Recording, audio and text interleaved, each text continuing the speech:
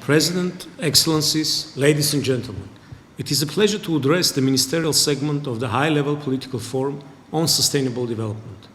This forum is yet another opportunity to recommit to the 2030 agenda, its goals and ambitions to have a better, safer, cleaner world for all. We reiterate Armenia's full support and commitment to the Sustainable Development Goals. Over the past few years, the government of Armenia has been taking active measures to synchronize the national strategies and action plans with the goals and targets of the 2030 agenda, with the ultimate aim of creating a safe, a democratic environment for our citizens and ensuring their equal rights, freedoms, and livelihood opportunities. Certainly, the global coronavirus pandemic thwarted our efforts to secure sustainable development. The economic impact of COVID-19 pandemic, and particularly its effect on developing countries and countries in special situations, the initial unavailability of vaccines, and the overall shift of priorities have limited our joint action towards reaching the Sustainable Development Goals. Now, as we have overcome what we can call the pandemic shock, it is indeed time to recommit to the full realization of the Sustainable Development Goals.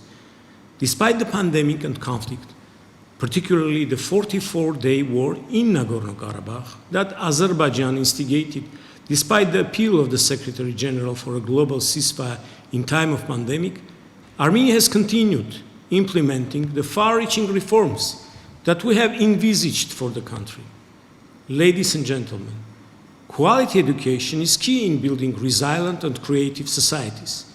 The government of Armenia has launched discussions on a new state program for development of education by 2030 to foster societal transformation, to provide youth with digital literacy, access to information and communications technologies, and to ensure lifelong learning opportunities.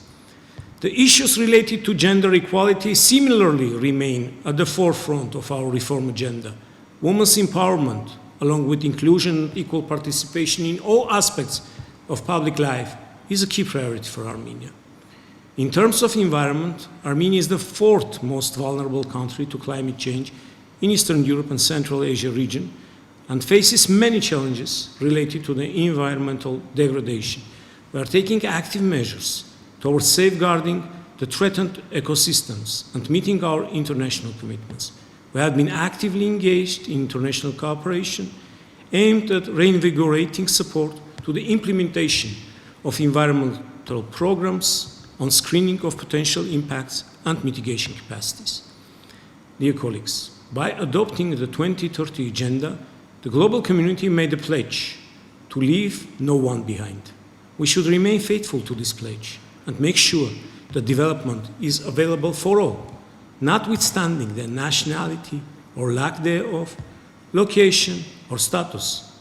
People living in conflict zones are among the most vulnerable groups of people, devoid of official development assistance or international cooperation. We must all strive to ensure their development and their rights without any discrimination. I thank you.